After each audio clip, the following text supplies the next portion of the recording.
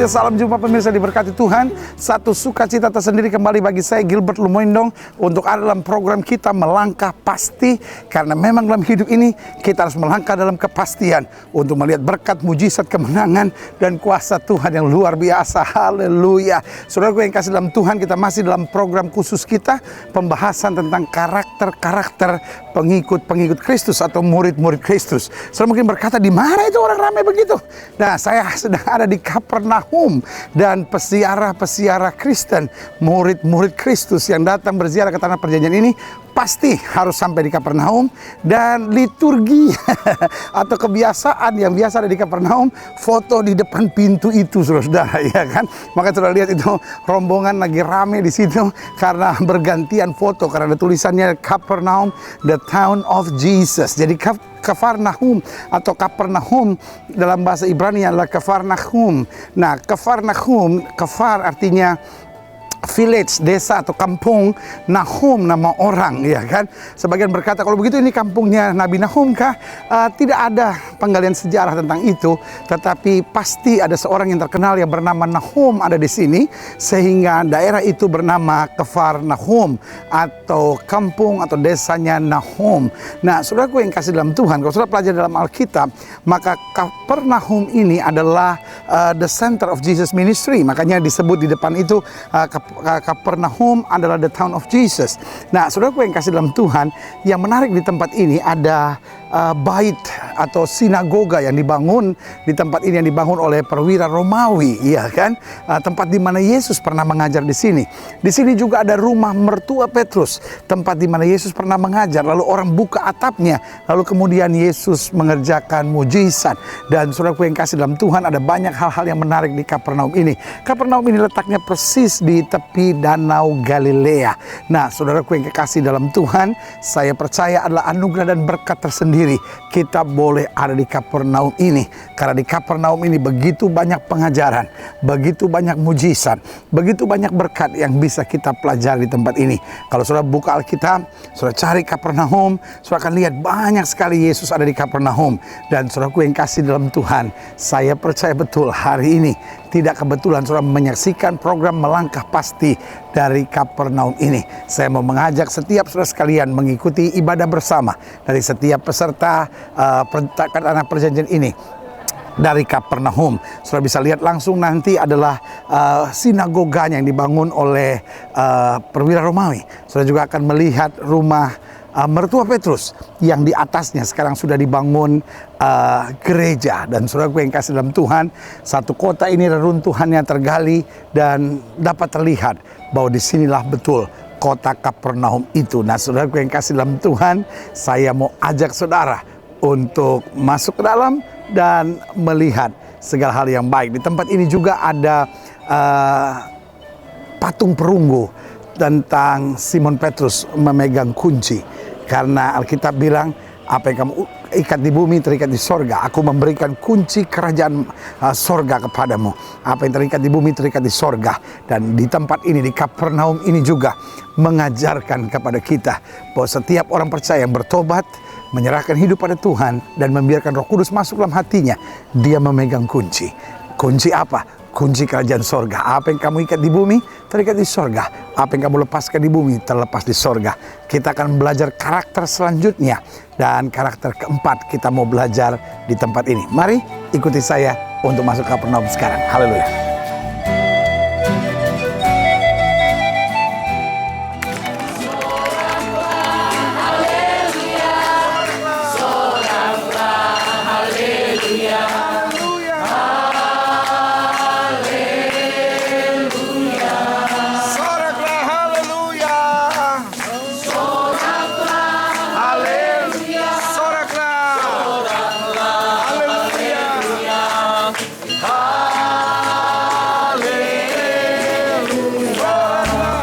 Kedua kalinya kita ada di Israel, puji Tuhan.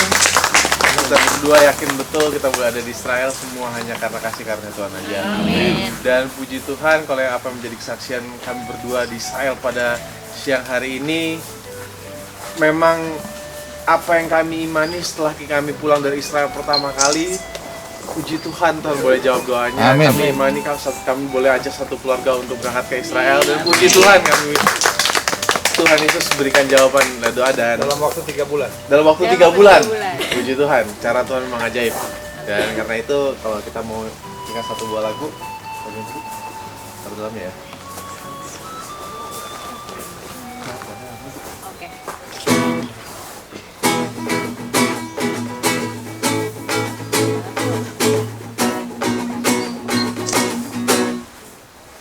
Betapa dalamnya kasih setiamu, betapa hebatnya kebaikanmu, hidupku dipenuhi kemuliaanmu, indahnya oh Yesus Tuhan.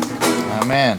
Betapa dalamnya kasih setiamu, betapa hebatnya kebaikanmu, hidupku dipenuhi kemuliaanmu, indahnya oh Yesus Tuhanku. Sempurnalah kehidupanku sejak kau hadir dalam hatiku. Kau perhatikanku setiap waktu. Oh sungguh indahnya Yesus Tuhanku. Betapa dalamnya kasih setiamu, betapa hebatnya kebaikanmu, hidupku dipenuhi kemuliaanmu, indahnya oh Yesus Tuhanku. Kita tundukkan kepala satu dalam doa. Bapa, terima kasih kami sudah menaikkan pujian di Kapernaum ini, dan kami mendengarkan kesaksian yang hidup, kesaksian sederhana tapi membuktikan hati yang berseru kepada Tuhan. Ada saja cara Tuhan mengerjakan mujizat. Karena itu Bapa, di tempat ini berbicaralah, sebab kami siap untuk mendengarkannya. Di dalam nama Yesus, sama-sama kita yang percaya katakan amin. Nah, saudaraku yang kekasih dalam Tuhan, di belakang kita ini atau di depan kita ini adalah sinagoga yang dibangun oleh prajurit Romawi yang seperti Alkitab catat. Waktu itu murid Yesus berkata, "Guru, ada seorang prajurit Romawi. Dia layak engkau tolong, hambanya sedang sakit. Dia banyak membantu rumah ibadah kami." Nah, ini tempatnya, dan ini adalah tempat di mana Yesus juga pernah mengajar di sini. Dan di situ ada gereja yang dibangun di atas rumah mertuanya Petrus, ya kan? Jadi Petrus pasti punya istri karena dia punya mertua, Bapak Ibu. Ya kan? Bagaimana mungkin dia nggak punya istri kalau dia punya mertua, ya kan? Dan ada sesuatu yang menarik perhatian saya di Markus pasal 1 ayat 21 sampai 28. Dan pelajaran tentang karakternya yang keempat, hari ini kita bicara tentang berkuasa. Sama-sama bilang sama saya, berkuasa. Orang sekarang sedang mencari kuasa lewat apa? Lewat uang. Karena dia pikir, if I have money, I have the power. Karena money is power. Sebagian berkata, kuasa dapat saya dapatkan melalui persahabatan. Kalau saya punya teman banyak, iya kan? Saya punya kuasa, iya kan? Orang bisa saja jadi jenderal, tapi saya punya teman jenderal, punya teman Mahkamah Agung, punya teman ini, jalan saya lebih lebar lagi, katanya gitu, ya kan? Jadi ada banyak orang pikir yang penting persahabatan. Sebagian lagi bilang, kuasa saya dapat kalau saya punya pangkat dan kedudukan. Kalau saya punya pangkat dan kedudukan, saya bisa robah hitam jadi putih, putih jadi hitam, katanya gitu, ya kan? Sebagian bilang, no. Kuasa itu kita dapat kalau kita pergi ke dukun, ya kan? Orang lagi sehat kita bisa bikin sakit, orang sehat kita bisa bikin mati, semua kita bisa atur. Karena apa? Ya karena kalau kita pergi ke kuasa-kuasa kegelapan bisa melakukan apa saja yang saya mau dan saya perintahkan. Segala macam kuasa bisa saja ada, dan memang kita lihat kok di depan mata kita, misalnya hipnotis. Makanya saya percaya betul anak Tuhan Yesus yang sungguh-sungguh tidak bisa dihipnotis. Amin. Yang setuju sama saya katakan amin. Kenapa? Kalau orang Kristen bisa dihipnotis, bahaya, saudara-saudara. Kenapa? Bisa aja disuruh untuk bongkar ATM-nya sendiri, iya kan? Tuhan Yesus lebih besar dari segala sesuatunya. Saya yakin sekali anak Tuhan Yesus tidak bisa dihipnotis. Mau siapapun, mau ditepuk-tepuk sampai jari-jarinya terlepas, gak bisa dihipnotis. Kenapa? Kuasa kita lebih besar. Yang setuju sama saya katakan amin. Nah, itu kita bisa belajar di Kapernaum ini. Coba lihat Markus 1 ayat 21 sampai 28. Mereka tiba di Kapernaum setelah hari Sabat mulai. Yesus segera masuk ke dalam rumah ibadat. Ini dia nih, sebelah kiri kita, sebelah belakang saudara, sebelah depan saudara. Yesus masuk ke sini, ke dalam rumah ibadat dan mengajar. Mereka takjub mendengar pengajarannya sebab dikatakan apa? Ia mengajar mereka sebagai orang yang berkuasa. Sama-sama bilang sama saya, berkuasa. Nah, bukan hanya dalam pengajaran, karena kalau kita lihat dalam Yohanes 1 ayat 12, setiap orang yang menerimanya diberi apa? Kuasa menjadi anak-anak Allah. Yang setuju sama saya katakan, saya punya kuasa. Dalam Kisah Rasul 1 ayat 18 dibilang, kalau Roh Kudus turun ke atas kamu, kamu akan menerima apa? Kuasa. Amin. Jadi mau kita orang muda kek, mau kita ibu rumah tangga kek, mau kita siapapun dalam tugas keseharian kita, pengusaha, pedagang kek, karyawan kek, profesi kek, apapun. Setiap kita kalau beriman kepada Tuhan, kita bisa hidup dalam kuasa. Amin. Sama-sama bilang, di dalam diri saya ada kuasa. Makanya Alkitab bilang roh yang di dalam kamu lebih besar dari roh yang ada dalam dunia ini. Mereka takjub mendengar pengajarannya sebab ia mengajar mereka sebagai orang yang berkuasa. Tidak seperti apa? Ahli-ahli Taurat. Artinya orang lain boleh lebih pintar, orang lain boleh lebih berpengalaman, orang lain boleh lebih hebat, orang lain boleh lebih jago, tapi kuasa Allah ada pada kita. Amin. Lihat selanjutnya. Pada waktu di dalam rumah ibadat itu ada seorang yang kerasukan roh jahat. Orang itu berteriak, "Apa urusanmu dengan kami? Hai Yesus orang Nazaret, engkau datang untuk hendak membinasakan kami. Aku tahu siapa engkau, yang kudus dari Allah." Wow. Sama-sama bilang, setan tahu siapa saya. Setan tahu siapa saya. Amin. Setan tahu. Setan tahu kita ini ikut Yesus sungguh-sungguh enggak. Setan tahu kita ini kadang-kadang separuh-separuh, ya kan. Dan setan juga tahu kok kita sudah ditebus oleh darah Yesus. Amin. Iya kan. Setan tahu, saudara-saudara. Sama-sama bilang, setan tahu siapa saya. Amin. Makanya satu kali sudah ingatkan dalam Alkitab cerita tentang anak-anak Skewa. Anak-anak Skewa bilang begini, mengusir setan. Di dalam nama Yesus aku mengutuk kau setan. Di dalam nama Yesus yang diberitakan oleh Paulus. Tetapi setan itu bilang apa? Paul I know, Jesus I know, but who are you? Paulus aku kenal, Yesus aku tahu, but siapa engkau? Nah saudara gue kasih dalam Tuhan, orang yang kerasukan roh jahat ini langsung bilang, apa urusanmu dengan kami? Hai Yesus orang Nazaret, engkau datang dan membinasakan kami. Aku tahu siapa engkau, yang kudus dari Allah. Oh haleluya. Setan tahu siapa kita. Amin. Iya kan? Setan tahu siapa kita. Jangan sudah pikir, wah nanti kalau setan menyerang saya gimana? Bilang sama sebelah saudara, setan takut sama kamu. Amin. Jangan balas lagi bilang, iya saya juga takut sama dia. Biarlah sesama kita jangan saling mengganggu. No. Setan takut. Nah gini. Setan itu tidak punya sesuatu yang baik. Yang setuju sama saya katakan amin. Satu-satunya hal baik yang kita bisa belajar dari setan satu, setan tidak pernah menyerah. Jadi kalau kita cepat menyerah, kita lebih parah dari setan, saudara-saudara. Setan tahu dia nggak bisa buat apa-apa sama Yesus, betul? Iya kan? Tapi di bukit pencobaan kita belajar, iya kan? Jika engkau anak Allah, robah batu ini menjadi roti. Yesus datang dalam bentuk apa, saudara-saudara? Ular, betul? Kenapa dia datang dalam bentuk ular? Ya kan? Setan datang dalam bentuk apa? Ular. Kenapa setan datang dalam bentuk ular? Karena kalau dia datang dalam bentuk manusia, kelihatan kakinya gemetar, saudara-saudara. Makanya dia datang dalam bentuk ular, kan nggak ada kakinya kan kalau ular kan? Paling buntutnya ujungnya goyang-goyang. Iya kan? Makanya dia datang dalam bentuk, karena dia udah gemetar. Dia tahu dia nggak mungkin menang sama Yesus. Dia nggak mungkin menang sama Yesus. Tetapi dia coba. Setan juga tahu dia nggak bisa menang sama kita. Hello, amin.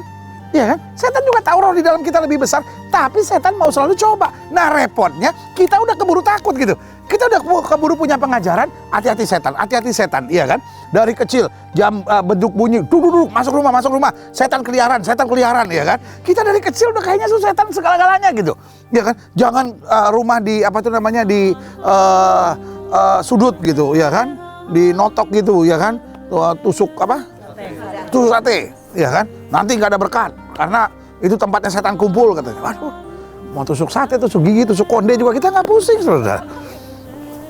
Setan yang gemetar sama kita, yang setuju sama saya katakan amin. Iya kan? Jangan pernah takut sama setan dong. Sebentar, ya saya sih mau hidup benar, cuma setan ganggu. Ya saya nggak tahu kenapa nih rumah tangga saya setan ganggu. Loh, saatnya setan stres sama kita. Itu anak Tuhan ganggu saya terus. Iya dong. Loh, ayat ini bilang apa? Dikatakan, apa urusanmu dengan kami, hai Yesus orang Nazaret? Kau datang membinasakan kami. Itu yang saya bilang. Kita harus hidup dengan kuasa. Amin. Iya kan? Jangan suka pikir, oh itu cuma pendeta-pendeta kali yang punya kuasa kali. Mungkin hamba-hamba Tuhan tertentu kali yang punya kuasa. Ya kita kan dalam keseharian profesi nih pendeta, ya kan. Sebagian sudah bilang kan saya tentara pendeta, saya kan polisi pendeta, saya kan pengusaha pendeta, saya kan cuma ibu rumah tangga, ya saya kan orang muda biasa. Ya saya nggak ada kuasanya. No. Kuasa yang Tuhan berikan itu kepada setiap orang yang percaya. Amin. Alkitab sampai bilang gini, apa yang kamu ikat di bumi terikat di sorga, apa yang kamu lepaskan di bumi terlepas di sorga. Amin. Makanya di depan situ ada gambar Petrus pakai pegang kunci itu saudara-saudara. Ya kan? Kunci kerajaan sorga. Apa yang kamu ikat di bumi terikat di sorga, apa yang kamu lepaskan di bumi terlepas di sorga. Artinya kita bisa punya iman. Makanya selalu saya bilang, jangan katakan apa yang kita lihat, tapi katakan apa yang kita ingin lihat dalam hidup kita. Jadi jangan selalu, aduh badan saya sakit nih, aduh peristiwanya berat nih, aduh masalah saya banyak nih. Enggak. Kita katakan, saya percaya Tuhan bela saya. Saya percaya Tuhan selesaikan segala sesuatu. Saya percaya tahun ini juga mujizat akan terjadi. Tahun ini juga saya akan diangkat Tuhan. Tahun ini juga saya melihat berkat Tuhan yang luar biasa. Loh, Alkitab bilang kok, apa saja yang kamu ucapkan kalau kamu tidak bimbang tapi percaya itu terjadi. Amin. Di tempat ini kita bisa belajar kok. Ayat 25. Tetapi Yesus menghardiknya katanya, diam, keluarlah daripadanya. Haleluya. Kita bisa bilang sama setan diam. Amin. Iya kan? Setan stop ganggu rumah tangga saya. Setan stop ganggu suami saya. Setan stop ganggu anak-anak saya dalam nama Yesus. Amin. Ayat 26. Roh jahat itu menggoncang-goncang orang itu dan sambil menjerit dengan suara nyaring, ia keluar daripadanya. Mereka semua takjub sehingga mereka memperbincangkan, katanya, apa ini? Satu ajaran baru? Ia berkata-kata dengan kuasa. Roh jahat pun diperintahkannya dan mereka taat kepadanya. Lalu tersebarlah dengan cepat kabar tentang dia ke segala penjuru di seluruh Galilea. Nah, saudaraku yang kasih dalam Tuhan, saya pelajari gini. Karakter yang berbeda antara orang dunia dengan orang percaya, bahwa kita diberi kuasa. Amin. Iya kan? Waktu Alkitab bicara, Musa lempar tongkat jadi ular. Iya kan? Lalu apa yang terjadi? Orang dunia juga bisa buat. Iya kan? Tetapi ularnya Musa menggigit semua ular-ular yang lain. Artinya gini, orang dunia bisa punya kopinya, kita punya aslinya. Amin. Iya kan? Berarti orang percaya bisa hidup dalam kuasa. Iya kan? Kadang-kadang kita pikir, wah hebat ya, itu orang bisa begini, terus api mati gitu. Wah hebat ya, dukun-dukun itu kok kayaknya punya kuasa ya. No. Dia cuma punya kopinya, kita punya yang asli. Amin. Tapi kita kadang-kadang gak sadar, kita terkagum-kagum sama itu. Tuh orang kok bisa begitu ya, wah hebat ya, wah bisa begini ya. No. Kita punya kuasa itu. Apa saja yang kamu ucapkan dengan iman, kalau kamu tidak bimbang tapi percaya, itu yang akan terjadi. Amin. Sama-sama bilang, saya punya kuasa. Kuasa apa yang kita punya? Satu, kuasa untuk meraih berkat dan mujizat Tuhan. Loh, berkat dan mujizat Tuhan disediakan memang buat anak-anaknya. Yesus mati di kayu salib dan berkata sudah selesai. Itu untuk siapa? Untuk kita. Sama-sama bilang sama saya, untuk kita. Amin. Emang Yesus mati di kayu salib untuk demonstrasi? Supaya hebat? Iya kan? Apa Yesus mati di kayu salib hanya untuk buat film The Passion aja? Iya kan? Supaya film The Passion jadi terkenal gitu. Yesus mati di kayu, hebat ya. No. Dia bilang sudah selesai. Apa yang sudah selesai? Semua harga yang harus kita bayar untuk berkat kita, mujizat kita, kemenangan kita. Artinya apa? Saya punya kuasa untuk hidup dalam berkat dan mujizat. Saya berhak untuk berkata di dalam nama Yesus, saya tidak mau hidup dalam tekanan. Saya tahu ada tantangan, tapi saya pasti menang. Amin. Karena hidup ini ada satu, ada namanya serangan setan. Kalau serangan setan, lawan dong. Amin. Masa setan menyerang kita, kita cuma bilang, ya Tuhan biar kehendak-Mu yang jadi. Setan bilang amin, ya kan? Jangan, kalau serangan setan lawan terus, saudara. Amin. Tapi yang kedua, ada kesalahan kita. Kalau kesalahan kita, perbaiki. Amin. Ada kesalahan kita, perbaiki. Yang ketiga, ada ujian Tuhan. Tuhan mengizinkan sesuatu terjadi. Kalau itu ujian Tuhan, sabar. Amin. Karena ujung-ujungnya kita pasti menang. Amin. Saya selalu bilang, kalau belum menang berarti belum di ujung. Ya kan? Ujung-ujungnya kita pasti menang. Kalau belum menang, ya belum di ujung, saudara-saudara. Jalan terus sampai ujungnya. Ujung-ujungnya kita pasti menang. Kalau belum menang berarti belum. You got it, right? Ya kan? Ujung-ujungnya kita pasti menang, ya kan? Kalau sudah keluar sini, ya kan, kira-kira 100 meter, 200 meter, itu ada WC. Kalau belum ada WC, belum 200 meter artinya. Iya kan? Kan gitu, gampang aja. Kadang-kadang kok firman Tuhan dibikin susah, ya kan? Ujung-ujungnya kita pasti menang. Kalau belum menang berarti jalan terus sampai di ujung, ya kan? Makanya saya pelajari di sini bahwa hidup Kristen diberi kuasa. Adapun kuasa yang kita miliki, yang pertama, kuasa untuk meraih berkat dan mujizat Tuhan. Yang kedua, kuasa untuk mengalahkan dan menghancurkan setan-setan. Kita punya kuasa kok. Saudara, sorry ya untuk ngomong gini ya. Kadangkala atasan kita, orang-orang tertentu bisa dipakai setan loh. Untuk menghambat karir kita, tapi jangan ngomong open luck gitu. Jangan suruh sampai, bos, kok dipakai setan? Oh jangan. Jangan. Nanti ditanya siapa yang ngomong, bilang Manu. Manu nggak ada kan? Bilang aja Manu. Saya ulangi sekali lagi, saudara-saudara. Iya kan? Sorry, ini kebenarannya. Iya kan? Kadangkala atasan atau apapun bisa dipakai setan. Untuk apa? Menghambat karir saudara, untuk memberi tekanan dalam hidup saudara. Loh, contoh Yusuf. Sorry untuk ngomong ini. Siapa yang dipakai setan? Atasannya dong. Iya kan? Potifar dipakai setan. Iya kan? Istrinya mulai ganggu dia. Nah, sebagai atasan mestinya kan dia pertimbangkan dong. Istri saya buat laporan ini, coba cek dulu, bener gak semuanya? Dia gak pakai laporan lagi, tangkap. Iya kan? Artinya apa? Secara karir itu kan dibunuh, saudara-saudara. Secara karir kan digunting, secara karir kan dibanting, saudara-saudara. Iya kan? Tetapi Yusuf kan tahu bahwa dia berhak untuk hidup dalam berkat dan mujizat. Dia berhak untuk mengalahkan setan-setan. Dia punya kuasa untuk menaklukkannya. Dan saudaraku yang kasih dalam Tuhan, akhirnya apa? Orang boleh banting dia, diangkat Tuhan lebih tinggi. Akhirnya jadi apa? Perdana Menteri, saudara-saudara. Hari ini saya mau ingatkan buat saudara. Iya kan? Kita berhak untuk bilang dalam nama Yesus. Setan-setan yang mau coba pakai orang-orang tertentu untuk menghambat karir saya. Setan-setan tertentu yang mau mengadu domba keluarga saya. Setan-setan tertentu yang mau menghambat pelayanan saya. Aku tolak dalam nama Yesus. Amin. Dan apa saja yang kita ucapkan, kalau kita tidak bimbang tapi percaya, itu akan terjadi. Yang ketiga, kuasa untuk mengatakan tidak pada dosa. Amin. Kita selalu bersembunyi di balik, ya roh memang penurut tapi daging lemah. Saya sebetulnya sih pengen hidup benar pendeta, cuma kepleset. Tapi kalau keplesetnya keseringan, namanya bukan kepleset, main plesetan, saudara. Iya kan? Setiap orang bisa saja jatuh, tetapi kita bisa berkata tidak pada dosa. Amin. Iya kan? Karena kita punya kuasa. Jangan biarkan dosa mengendalikan hidup kita. Tapi kadang-kadang kita terlalu cepat menyerah. Ya kan? Ya saya memang nggak sanggup kali ya. Saya pengen memang berhenti merokok. Misalnya saya memang pengen berhenti kebiasaan buruk saya. Saya memang pengen berhenti ini. Tapi aduh kayaknya ya saya udah bertahun-tahun begini, ya udahlah gitu. No. Kita bisa berkata tidak pada dosa dan rebut kebenaran. Amin. Dan akhirnya kuasa untuk apa? Meraih seluruh janji Tuhan. Every promises of God is yours. Setiap janji Tuhan itu adalah milik saudara. Amin. Tuhan nggak sekedar create good sentences, ya kan? Tuhan bukan cuman penyair yang senang bikin kalimat-kalimat indah. Aku dari kumpulan yang terbuang. Wah, tak perlu sedu-sedan itu. Wah, kan. Aku mau hidup 1000 tahun lagi, ya kan? Berapa tahun kemudian dia mati. Itu Hairul Anwar, saudara-saudara, ya kan? Pandai memutar-mutar kata, pandai mempermainkan kata-kata yang indah dan asik juga untuk kita renungkan. Bagus juga sih kadang-kala gitu kan.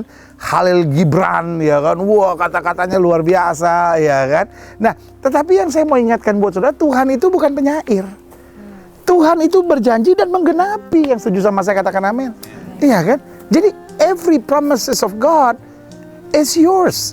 Itu milik kita, milik saudara, milik saya. Tinggal persoalannya kita mau stick with that nggak gitu. This is my right. Amin. Iya kan? Kalau God has promised, kalau Tuhan udah janji, it is my right. Itu hak saya dong. Saya berhak untuk bilang, God, I am your son. God, I am your daughter. Tuhan, aku anakmu. You has promised me. Iya kan? Engkau sudah berjanji kepada aku dan aku berhak untuk menerimanya. Yang setuju sama saya katakan amin. Nah, pertanyaannya, ketika kita mengalami janji-janji Tuhan itu, bagaimana kita bisa memilikinya? Satu, untuk memilikinya, kita harus punya hubungan yang akrab dengan sorga. Seperti tadi saya bilang, kalau kita merasa kita berasal dari sorga, kita tahu kuasa itu datangnya dari sorga, maka kita harus miliki hubungan yang akrab dengan sorga. Amin. Ketika kita banyak berdoa, ketika kita sederhana kok. Doa kan gak harus ada masalah. Sebentar ya, saya doa dulu ya. Ya biasa aja. Ada masalah, kita ambil waktu 1-2 menit gini untuk bilang, Tuhan, saya ngadepin langkah apa yang harus saya buat. Keputusan-keputusan penting dalam hidup kita, Tuhan, saya ngadepin situasi gini. Tolong tunjukkan buat saya langkah apa yang harus saya ambil. Waktu kita honor God, waktu kita memuliakan Tuhan atau honor Him, jadi menjadikan Tuhan segalanya buat hidup kita, Dia juga akan meluruskan setiap jalan kita. Amin. Sebelum kita ngambil keputusan apapun, ambil waktu 1 menit dulu. Tuhan, saya ngadepin ini, langkah apa yang harus saya ambil. Kedua, jaga langkah kita dalam kesucian. Alkitab bilang, siapa yang boleh naik ke gunung Tuhan? Orang yang bersih tangannya dan suci hatinya. Amin. Kalau kita mulai menjaga kesucian langkah-langkah kita, Tuhan, saya mulai meninggalkan dosa lah gitu. Saya mau punya karakter yang lebih jadi berkat lah. Malulah saya kalau saya sebut diri saya anak Tuhan, tapi saya jadi batu sandungan, ya kan. Waktu kita mulai jaga langkah-langkah kesucian kita, tanpa saudara sadari, banyak pintu-pintu besar terbuka di depan kita. Dan yang ketiga, kita mendapatkan kuasa itu kalau kita jaga selalu hati kita bersih. Alkitab bilang gini, jaga hatimu dengan segala kewaspadaan, dari situ terpancar kehidupan. Amin. Kalau kita mau jujur, kita lebih jaga muka daripada jaga hati. Ya kan, kalau ada apa-apa, muka gue mau taruh di mana nih?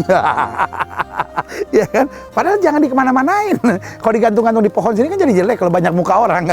Ya kan, nggak apa-apa rawat muka kita, tapi maksud saya, mari kita merawat hati kita lebih daripada merawat wajah kita. Amin.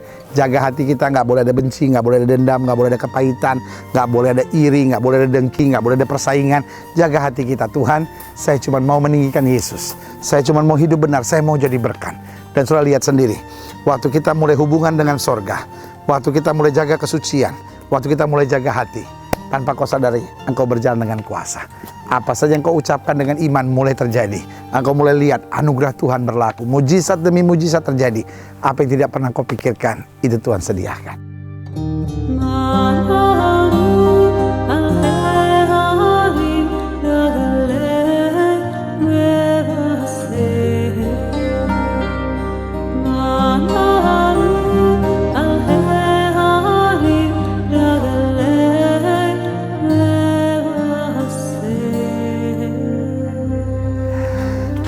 Haleluya, haleluya. Saudara yang kasih dalam Tuhan, saya percaya ada berkat istimewa yang sudah terima hari ini dalam pembahasan kita tentang karakter, selanjutnya tentang kuasa. Dan saudara yang kasih dalam Tuhan, sekarang rombongan sedang berfoto-foto, ya kan? Karena ini memang tempat yang indah, ini satu kota, ini ada reruntuhan-reruntuhannya. Sebagian ada yang berfoto di depan rumah mertua Petrus yang kemudian dibuat di atasnya gereja di mana orang-orang dan juga peziarah bisa beribadah di sana. Dan di belakang saya persis ada reruntuhan dari rumah ibadat orang Yahudi yang kemudian sampai sekarang hanya menjadi tempat reruntuhan biasa. Saudaraku yang kasih dalam Tuhan, hari ini kita belajar bahwa hidup Kristen bukan hidup yang biasa-biasa. Tuhan sudah memberi kuasa. Karena Alkitab bilang kalau Roh Kudus turun ke atas kamu, kamu akan menerima kuasa. Alkitab jelas berkata, seberapa banyak yang menerimanya, diberinya kuasa untuk menjadi anak-anak Allah. Menjadi anak-anak Allah berarti kuasa untuk berubah, kuasa untuk berkemenangan, kuasa untuk melihat mujizat, kuasa untuk menghancurkan setan, dan kuasa untuk berjalan di dalam kasih dan kemuliaan Tuhan. Saudara gue yang kasih dalam Tuhan, saya percaya hari ini adalah hari yang indah buat setiap saudara. Izinkan saya berdoa buat setiap saudara sekalian. Kalau saudara ingin didoakan, mungkin saudara berkata, aduh saya selalu jatuh bangun dalam hidup iman saya, taruh tangan kanan saudara di dada. Dan dari Kapernaum, tanah perjanjian ini, izinkan saya berdoa buat saudara. Mari kita berdoa. Bapa, di dalam nama Yesus, hamba ucapkan berkat untuk setiap pemirsa sekalian yang menyaksikan program ini, sehingga hari ini mereka boleh dikuatkan. Bahkan hamba berdoa kalau mereka lemah, jatuh bangun dalam imannya, mereka dikuatkan hari ini untuk berjalan dalam kuasa Allah dan melihat kemuliaan Tuhan dinyatakan. Hamba ucapkan berkat hari ini di dalam nama Yesus, sehingga kami memiliki karakter sebagai orang-orang yang hidup dalam kuasa di dalam nama Yesus. Haleluya. Amin, amin, amin. Saudara gue yang kasih dalam Tuhan, ini adalah akhir dari program kita Melangkah Pasti. Doa saya menyertai saudara dan pastikan langkah-langkah saudara tetap dalam kepastian.